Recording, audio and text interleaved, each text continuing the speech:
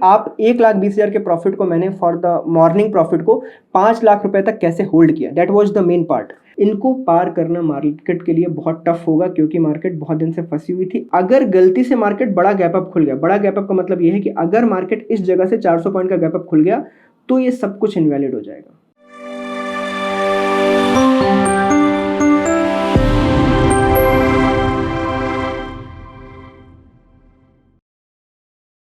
Hello everyone, so welcome back to traders again. और आज की एक्सपायरी बहुत ही बढ़िया गई। मतलब जो हम इतने दिनों से वेट कर रहे थे कि 7 दिन 8 दिन 10 दिन से मार्केट वहीं का वहीं फंसा रही थी, आज फाइनली ट्रेंडिंग मार्केट मिली। फाइनली मतलब बिल्कुल एंड तक मार्केट ने अपना ट्रेंड नहीं खोया और मार्केट वन वे में डायरेक्शनली नीचे जाती रही। ज़्यादा नहीं, बड़ा नहीं, बट 500-600 पॉइंट का आपको मूव मिला। मार्केट ओपन होने से अगर देखोगे तो काफ़ी लंबा मूव था। मार्केट ने पहली कैंडल में दिखा दिया था कि वो आज ट्रेंडिंग होने वाली है। मार्केट ने जब रिट्रेस किया, रिट्रेस करने के बाद पिछले दिनों के जैसे उसने रिट्रेस करके वापस से ऊपर क्लोज नहीं किया।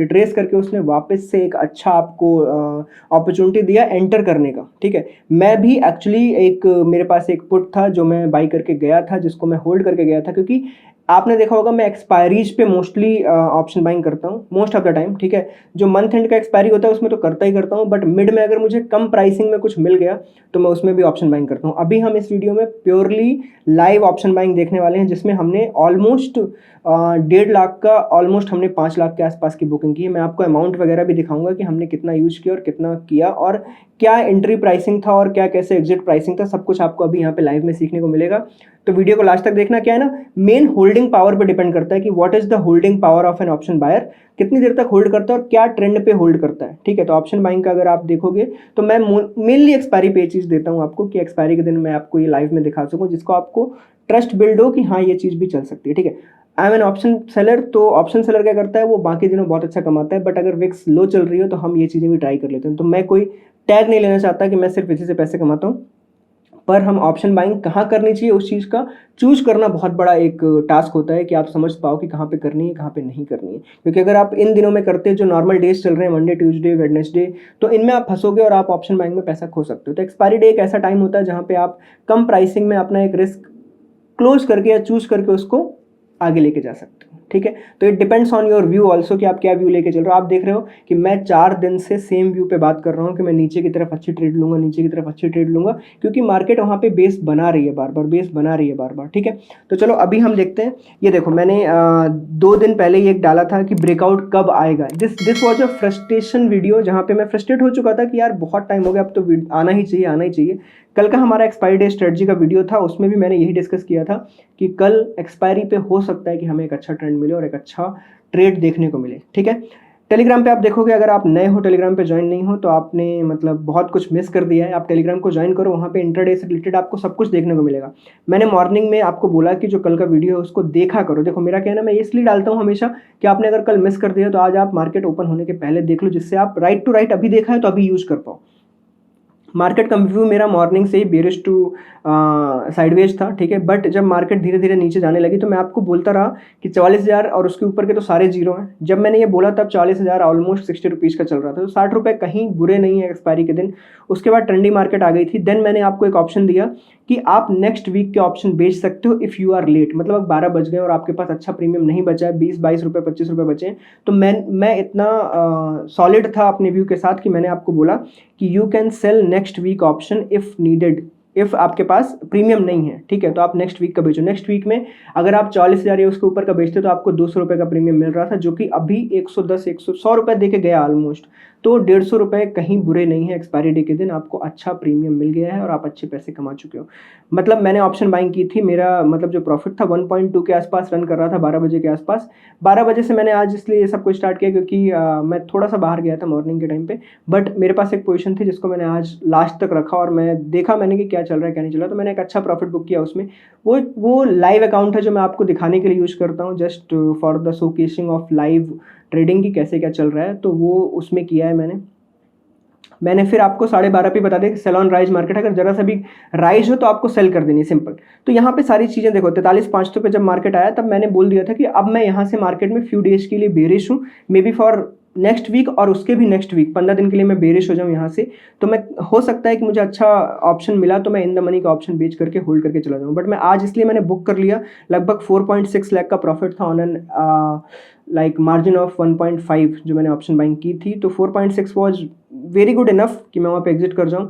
और वहाँ पे न्यू पोजीशन मैंने इसलिए नहीं बनाई क्योंकि आज मार्केट में एंड में काफ़ी वॉल्यूम आ गई, तो इसका मतलब है कि हो सकता है कि कल हम थोड़ा सा ऊपर खुलें या थोड़ा सा ऊपर जाने का ट्राई करें, मैं वहाँ पे रे एंटर करूँगा for the bearish position only. ठीक है, तो ये सारा कुछ था आज का। अगर आप यहाँ पे नहीं हो टेलीग्राम पे तो आप इसको ज्वाइन कर सकते हो, आपको इंटरडे से रिलेटेड बहुत सारी चीज़ें देखने को मिलेंगी। ठीक है, चलो अब थोड़ा सा हम यहाँ पे लाइव का पोर्शन देख लेते हैं। मैं चार्ट को थोड़ा सा पहले मैं बड़ा करता हूँ। देखो ये जो फर्स्ट लाइन थी, लाइन ऑफ डिफेंस, जहाँ पे मैंने बोला था कि हम सेल कर सकते हैं, दैट वाज 43,873 43,873 वो एरिया था जहाँ से बेरिशनेस प्योरली ऑन हो जाती। बट हम यहाँ पे 15 मिनट में ही चार्ट देखेंगे जिसमें मैं आपको जजमेंट बता सकूँ। ठीक है, तो यहाँ पे आप चार्ट देखो, चार्ट ओपन होने के बाद थोड़ा सा ऊपर गया और उसके बाद नीचे को गया। तो मैं आपको देखो सबसे पहले बताऊं कि ऑलमोस्ट यहाँ पे आप देखोगे कि इस वक्त टाइम क्या हो रहा है। इस वक्त आप देखोगे कि यहाँ पे स्क्रीनशॉट मैंने साइड में लगा रखा है, 12:15 हो रहे हैं। 12:15 मतलब आपका ये वाला टाइम चल रहा है, ये जो मार्केट ने यहाँ पे ब्रेक किया इस वाले टाइम पे आप चल रहे हो 12:15 के आसपास। यहाँ पे 12:15 पे मेरे पास लगभग 1:20 का प्रॉफिट चल रहा है। 1:20 का प्रॉफिट मतलब मैंने जो चीज़ 152 रुपये पे यहाँ पे आपको दिख रही है वो मैंने एडिशन किया है आज के आज। ठीक है, मैंने 900 क्वांटिटी इसको 118 रुपये के आसपास होल्ड करके गया था मैं, 118 रुपये के आसपास लगभग 900 quantity. I was willing to lose like 70,000 के आसपास, क्योंकि मैं जानता हूँ कि अगर मेरे अगेंस्ट में मार्केट ओपन हुई तो हो सकता है कि वो अपना 60-70% भी डिके कर दे। तो आई वॉज ओके फॉर 70-80,000 के लॉस लेने के लिए। ठीक है, पर मेरा व्यू बहुत जटिल था। मैं ये मान के जा रहा था कि मार्केट कल थोड़ी सी बेरिश होनी चाहिए, और मेरा व्यू भी थोड़ा सा, मैं यूएस का मार्केट देख के भी सोच रहा था क्योंकि वहाँ पे US 30 ऑलरेडी ड्रॉप होने लगा था। तो इट वॉज लाइक एक गट फीलिंग के साथ मैंने ट्रेड डाली थी कि मैं 3 दिन से देख रहा हूँ और मार्केट बार बार नीचे को टेस्टिंग कर रही है। जैसे आप यहाँ पे देखोगे, नीचे आई ऊपर गई, ये टेस्टिंग किया, फिर नीचे को आई यहाँ पे क्लोज हो गई, फिर ऊपर गई, फिर नीचे को, देन ऊपर, ये यहाँ पे ना सस्टेन नहीं कर रही। तो मुझे ये पता था कि मार्केट का ये जो एरिया, ये तो रेजिस्टेंस घोषित हो चुका है, तो मैं यहीं पे कुछ बाइंग करना चाहता। रेजिस्टेंस के पास buying is the most beautiful thing जो आप कर सकते हो। तो यहाँ पे मैंने 44,000 के एरिया को, जहाँ पे मार्केट कल क्लोज हुई थी, इसी एरिया को बाई कर लिया, मतलब इन द मनी में बाई किया मैंने। बाई तो एक्चुअली यहीं कर लिया था मिड में, बट मार्केट मेरे प्राइस पे ही क्लोज हो गई, मुझे कोई प्रॉफिट नहीं चला था। It was 8,000 loss I think जो मैंने कल होल्ड किया था। फिर मार्केट आज ओपन हुई और पहली ही कैंडल में डाउन, तो मैं इसी कैंडल पे मालूम था मुझे कि अब मुझे इस ट्रेड को यहाँ पे रोकना नहीं है। तो यहाँ पे आप देखोगे ये चीज़ है। इसके बाद अगर मैं आपको देखूं तो लगभग 12:40 के आसपास प्रॉफिट 1:20 से लगभग 1:90 हो गया। 12:40 आप देखोगे तो ये रहा, देखो मैं 5 मिनट का चार्ट लाऊंगा जिससे आप अब और आसानी से समझ पाओ। ये लो, देखो 12:40 मतलब ये एरिया, यहाँ पे इस जगह पे जब मार्केट यहाँ पे घूम रहा था तो लगभग मेरे पास 1:90 चल रहा था। तो ये ऑलरेडी मेरा 100% ऑफ द मार्जिन होने को आ गया था कि मैंने देखो लगाए ही 1:20 से लेके 1:52 के आसपास पैसे लगाए थे, जो कि ऑलमोस्ट मुझे उससे डबल के पैसे थे। 100% से ज़्यादा का प्रॉफिट मुझे ऑलरेडी हो रहा था, 2 लाख के आसपास यहाँ पे मिल रहे थे। बट मैंने ये जान लिया था कि मार्केट अगर ये आके और ये वापस से ब्रेक किया है, जो कि काफ़ी दिनों बाद हुआ है, काफ़ी दिनों बाद मतलब फॉलो थ्रू आपको बहुत दिनों के बाद मिला है, तो लोग भरे बैठे हैं शॉर्ट करने के लिए, क्योंकि उन्हें वो मौका ही नहीं मिल रहा था। डो थ्योरी के हिसाब से उनको लोअर लो क्रिएट ही नहीं हो रहा था, लोअर लो आज जाके क्रिएट हुआ, तो इस वजह से मेरे पास होल्डिंग पावर थी और मैं इसको होल्ड करके जाना चाह रहा। मेरा टारगेट क्या था, मैंने आपको कई दिनों से बता रखा है कि व्हाट वाज माय टारगेट, कि अगर मार्केट इस एरिया को ब्रेक करेगी, इस एरिया को ब्रेक करेगी, ये जहाँ पे बार बार ठहर रही है, बार बार ठहर रही है, बार बार ठहर रही है, तो ये नीचे आएगी सीधे इस एरिया में। तो देखो आज मार्केट कहाँ गई, बूम नीचे, और वो कहाँ पे आई, बिल्कुल उसी एरिया में जहाँ से इसने कुछ दिन पहले जंप मारा था। तो टारगेट आप वैसा क्रिएट करो जिसको होल्ड करने में आपको मौका, और आपने उस जगह को पहले देख रखा हो। तो मैं हमेशा से बोलता हूँ कि अगर मार्केट नीचे आई तो ये टारगेट है जो सबसे पहले आएगा, एंड वो क्या था, 43,500 एरिया। ये वही टारगेट है जहाँ पे मार्केट को आना ही पड़ेगा अगर वो 43,850 ब्रेक करेगी। तो ये जो 300 पॉइंट थे ना, वो मुझे चाहिए थे, क्योंकि मेरे पास 100 पॉइंट 150 पॉइंट तो 12 बजे ही हैं। तो मैं चाहता हूँ कि अगर 3 बज रहे हैं तो मुझे क्या मिलेगा। तो आप यहाँ पे देखोगे कि इसके बाद ये 12:40 का था, इसके बाद आप देखोगे 1:12 पे ऑलमोस्ट जो 44,000 का पुट है वो 349 रुपीज़ के आसपास आ गया। 349 रुपीज़ मुझे अब 2,20,000 के आसपास दे रहा है, जो कि 150% ऑफ माई मार्जिन है। 150% प्रॉफिट चल रहा है इस वक्त। पर कई बार ये होता है कि आपने अगर इतने गलत डिसीजंस लिए, इतने 15 दिन में छोटे लॉस खाए हैं, तो आपको हमेशा, मैंने कल के वीडियो में भी बोला था कि आपको वेट करना है और अपने विनर को लेट इट रन, आपको लास्ट तक रन करना है। तो यहाँ पे देखो लगभग 2.14 के आसपास मुझे 3,50,000 का प्रॉफिट हो रहा था और 470 का प्राइसिंग चल रहा है और मार्केट इस वक्त 2 बज के लगभग 14 मिनट की अगर मैं बात करूं तो आप यहाँ पे जूम इन करके देख सकते हो, 2 बज के 14 मिनट, मतलब ये कैंडल, ये वाली कैंडल पे थी, इस वाली कैंडल पे 2 बज के 14 मिनट पे मार्केट वॉज एट 43,535 रुपीज़ के आसपास और मुझे पता था कि बिल्कुल सपोर्ट के पास पहुंच गई। अब यहाँ पे थोड़ा सा मार्केट अटक सकती है, बट एक बुरी आदत होती है मार्केट के अंदर कि जब आप सोच रहे हो कि सपोर्ट है, जिस दिन मार्केट को गिरना होता है ना, देयर इज नो सपोर्ट, कोई सपोर्ट काम नहीं करेगा जब मार्केट को गिरना होगा। इसी चीज़ के पास्ट एक्सपीरियंस पे मैंने इस चीज़ को वापस से होल्ड रखा और 358 जब मुझे 2.14 पे हो भी रहा था तब मैंने इसको ना बुक करते हुए लगभग 222 के आसपास, 4,04,000 के आसपास मुझे प्रॉफिट होने लगा और 520 का प्राइसिंग चल रहा था। तो इट वाज लाइक जो मेरा 44,000 का पुट है वो almost 500 point in the money में और मुझे 500 पॉइंट आराम से मिल रहे हैं।